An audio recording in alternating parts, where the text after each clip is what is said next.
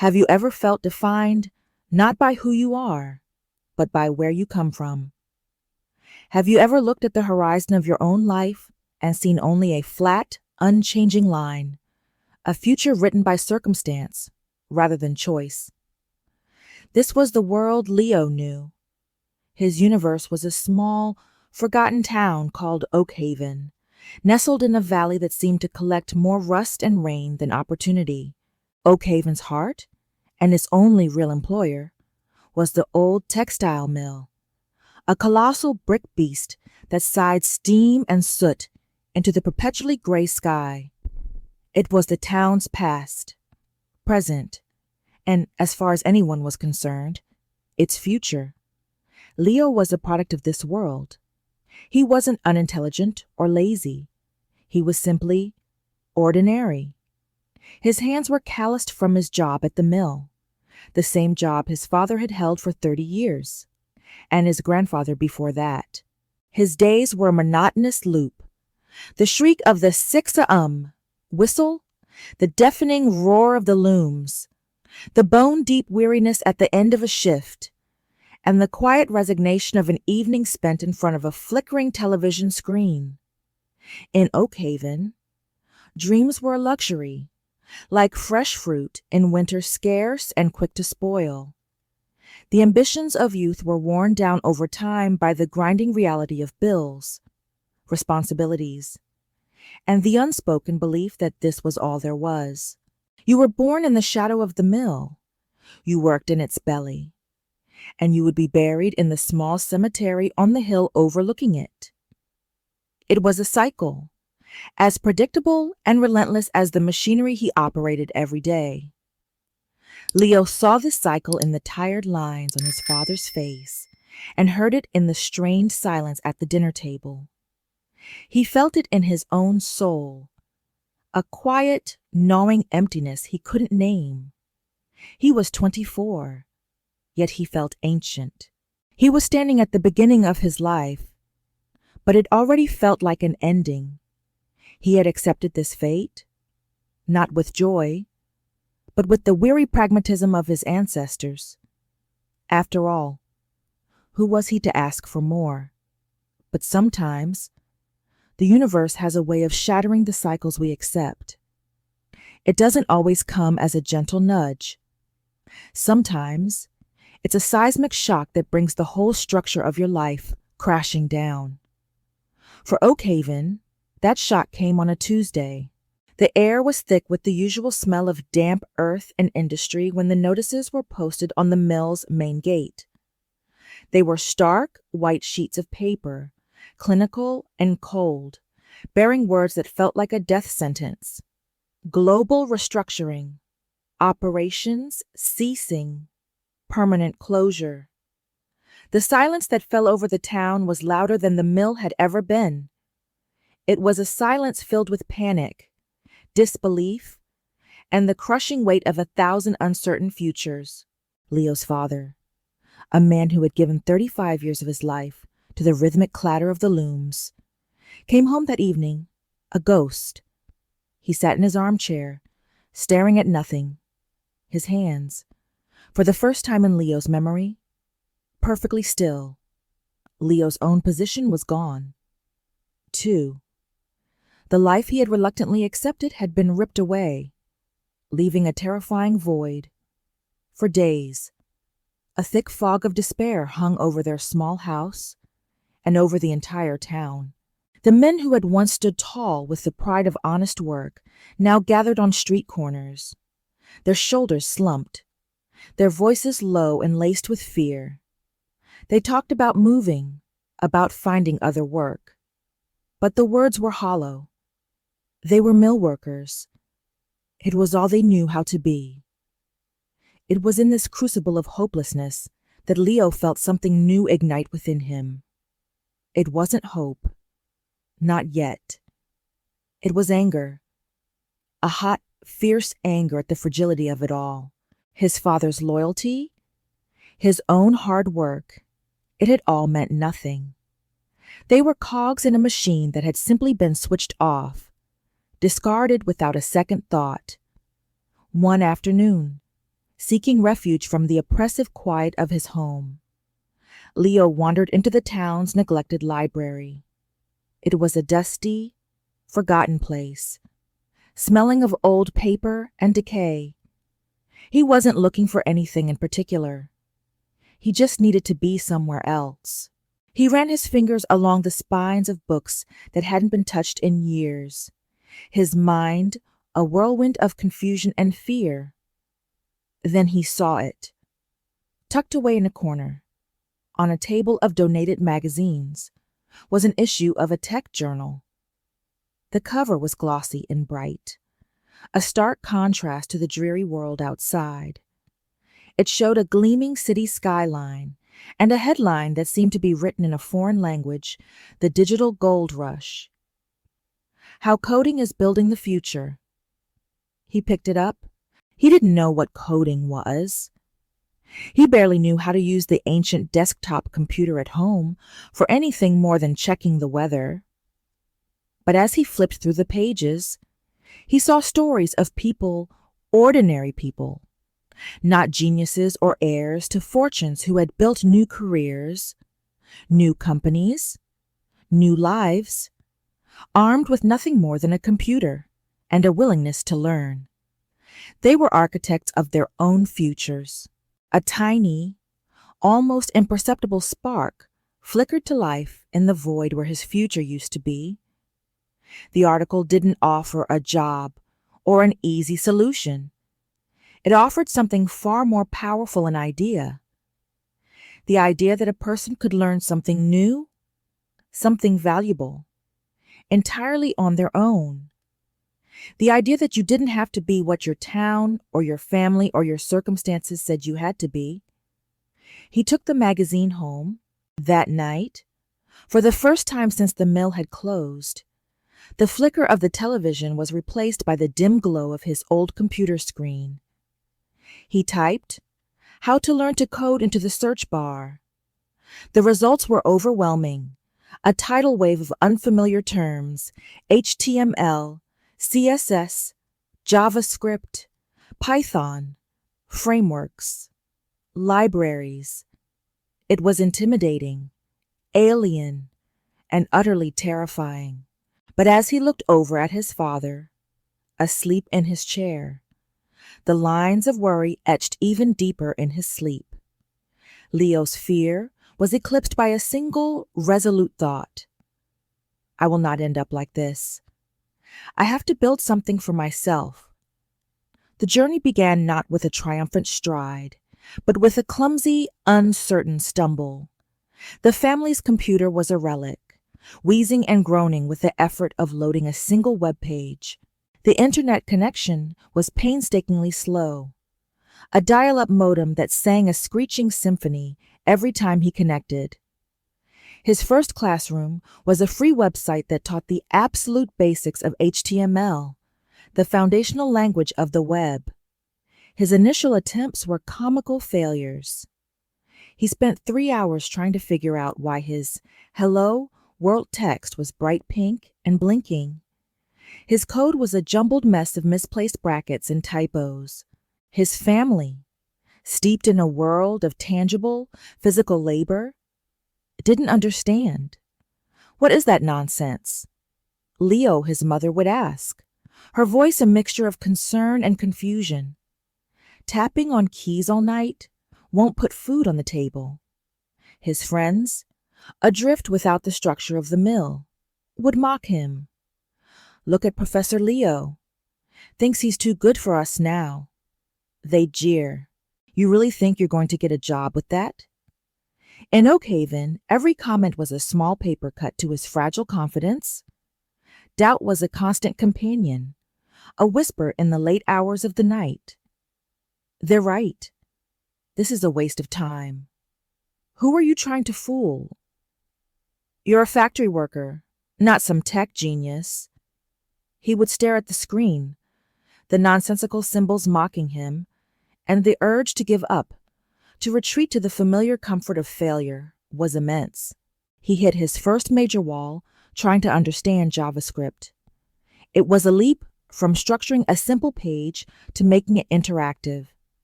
Concepts like variables, loops, and functions felt like an impossible language from another planet. For a solid week, he was stuck on a single problem, a simple calculator that refused to calculate. Frustration boiled over into anger. One night, he slammed the laptop shut with such force that the old plastic groaned in protest. He was done. This was a stupid, pointless dream.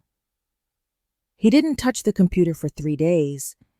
He walked around town, the ghost of his former life haunting every corner. He saw the shuttered mill, a tombstone for the town's identity. He saw his father's defeated posture, and he realized something profound. The pain of trying and failing was sharp, but the pain of not trying at all, the slow, dull ache of resignation, was 1,000 times worse.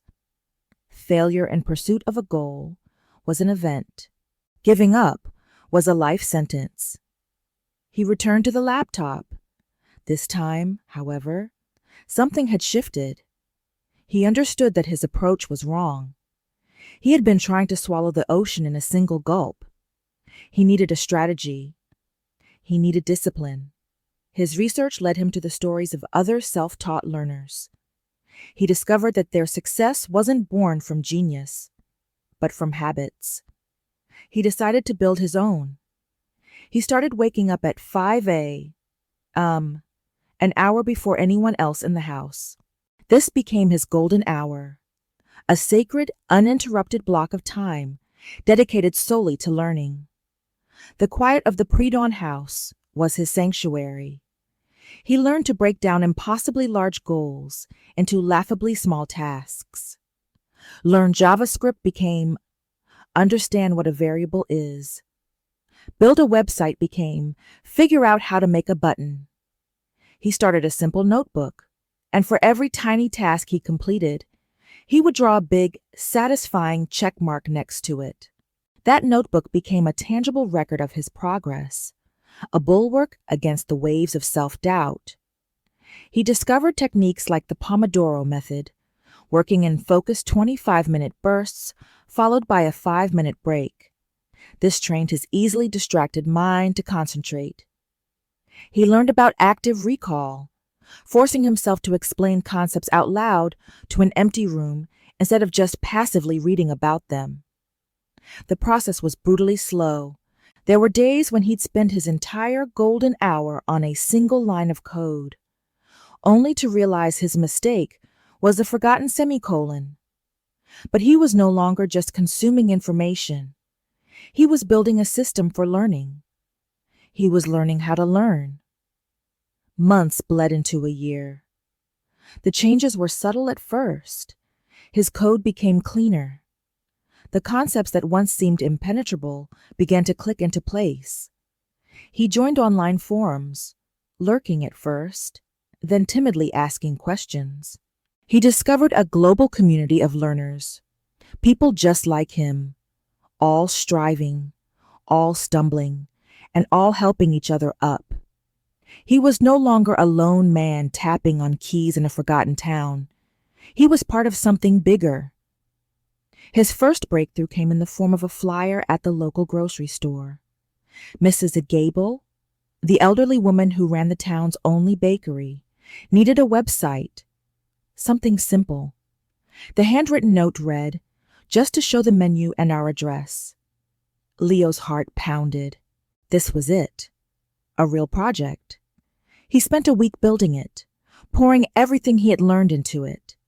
It wasn't fancy, but it was clean, functional, and it worked. He showed it to Mrs. Gable on his laptop. Her eyes widened, her face breaking into a wrinkled smile. "Oh, my goodness. Leo," she exclaimed. "It's wonderful. It looks so professional." She insisted on paying him $50. That crumpled bill felt more valuable than any paycheck he had ever received from the mill. It wasn't about the money. It was proof. Tangible, undeniable proof that his late nights and early mornings, the frustration and the small victories, had created something of value. He had turned an idea into a real thing that existed in the world. That small success was the fuel he desperately needed. It transformed his motivation from a flickering candle into a steady flame. He started actively looking for small freelance jobs online, building simple websites for small businesses for next to nothing. Most applications were met with silence, but a few said yes. A plumber in a different state, a local artist, a small town lawyer. Each project was a new mountain to climb, forcing him to learn new skills, responsive design, a little bit of SEO, basic graphic design. His portfolio, once an empty folder on his desktop, began to grow. Each project was a brick, and with each brick, he was slowly, painstakingly, building a new foundation for his life. He wasn't just a former mill worker anymore. He was a web developer. He started saying the words out loud to himself, testing their weight, their truth. It felt right. One evening, while scrolling through a job board, he saw a listing that made his breath catch in his throat. A software company in a city 3 hours away, a place that seemed a world apart from Oakhaven, was hiring a junior front-end developer. The list of requirements was terrifying. They wanted experience with frameworks he'd only just started to learn, knowledge of tools he'd only read about. His immediate instinct was to close the tab. You're not ready. They'll laugh at you. You're self-taught. You don't have a degree. The old voices of doubt screamed at him. But then he looked at his portfolio. He looked at Mrs. Gable's bakery website.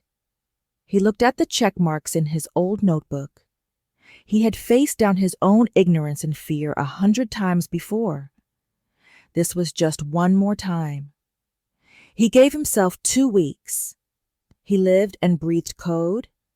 He used every learning technique he had honed. He broke down the job requirements into a checklist and attacked them one by one. He built a new portfolio project from scratch, a more complex application designed specifically to showcase the skills they were asking for. He slept 4 hours a night, his mind racing with code, even in his dreams. He was forging himself into the person that job description demanded. With a trembling hand, he submitted his application. He attached his resume, which felt woefully inadequate, and a link to his portfolio, which felt like his only shield. He didn't expect to hear back. A week later, an email landed in his inbox. The subject line, invitation to interview. The day of the interview, Leo wore a collared shirt he'd bought from the town's only department store. The fabric stiff and unfamiliar. The bus ride to the city was a blur. The glass and steel towers of the city scraped the sky, a stark contrast to Oakhaven's low, weathered buildings. He felt like an imposter, a boy playing dress-up in a world he didn't belong to. The company office was bright, modern, and filled with people who looked confident and sharp. They laughed easily and typed with a speed that intimidated him. He was led into a small glass-walled room where 2 people waited for him, a friendly-looking woman named Sarah, the lead developer, and a serious man named Mr. Harris, the hiring manager. The interview started with technical questions. Some he answered confidently. Others, he stumbled through. He could feel the heat rising in his cheeks as he struggled to recall a specific function or explain a complex concept perfectly. The imposter syndrome was roaring in his ears. You're a fraud. You don't belong here. Mr. Harris looked at his resume, his expression unreadable. I see you don't have a traditional computer science degree, he stated, his tone flat. Most of our candidates do. This was the moment he would be exposed. Leo took a deep breath, the air conditioning cold against his skin. No, sir, I don't, he said, his voice steadier than he expected. Everything I know, I taught myself. Sarah leaned forward, a glimmer of interest in her eyes. Your portfolio project is quite impressive, she said. The one you built for the local bakery is simple, but it has a lot of heart. Tell us about your learning process. And that's when everything changed.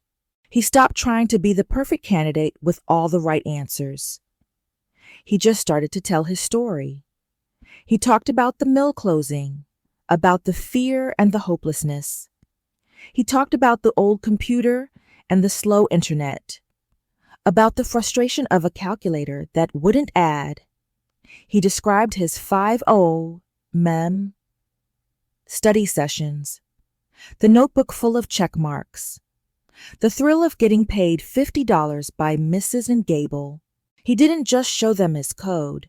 He showed them the struggle, the perseverance, and the passion behind it. He explained how he had taught himself the very frameworks they were asking about in the last 2 weeks. Just for a chance at this interview, he wasn't just answering a question. He was bearing his soul. He was showing them that his greatest skill wasn't JavaScript or CSS. His greatest skill was learning. It was the grit to face a problem he didn't understand and wrestle with it until he did. When he finished, the room was quiet. Mr. Harris was looking at him. His serious expression softened. Sarah was smiling. Leo. Mr. Harris said slowly. Technical skills can be taught. What we can't teach is drive. We can't teach someone to be hungry, to take ownership of their own growth. He glanced at Sarah, who nodded. We'll be in touch. The bus ride home was agonizing. He replayed every mistake, every fumbled answer. But underneath the anxiety, there was a quiet sense of peace. He had been himself. He had told his truth. Whatever happened, he knew he wouldn't stop learning. He wouldn't stop building. 2 days later, his phone rang. It was Sarah. Leo, she said, and he could hear the smile in her voice. We'd like to offer you the position. The words hung in the air, seeming to stop time itself. Leo couldn't speak. He sank into a chair. The receiver pressed hard against his ear. He thought of the mill, of his father's quiet despair, of the long, dark nights spent staring at a screen, fueled by nothing but a desperate, flickering hope. He found his voice. Thank you, he whispered. Thank you. Moving to the city was like stepping onto a new planet. He found a small apartment, and for the first time, he had a fast, reliable internet connection. His first paycheck was more money than he had ever seen in his life. He sent a large portion of it home. His father called him, his voice thick with an emotion Leo had never heard before. Pride. The job was hard. He was surrounded by brilliant people, and he often felt out of his depth. But the feeling was different now. It wasn't the paralyzing fear of the unknown. It was the exciting challenge of a new mountain to climb. When he didn't know something, he wasn't ashamed. He asked questions. He stayed late. He went home and he studied. The habit of learning was now as ingrained in him as breathing. One weekend, he took the bus back to Oak Haven. The town looked smaller, the gray sky more oppressive. The mill stood silent and decaying. But something was different. He saw a group of teenagers in the library, clustered around a computer, arguing about a line of code. He saw a flyer for a community workshop on digital skills. He realized his story had become a quiet legend in the town. He wasn't a hero. He was just Leo. But he was proof. Proof that the walls around their lives were not as solid as they seemed. Proof that you could be from Oak Haven and still build a different future.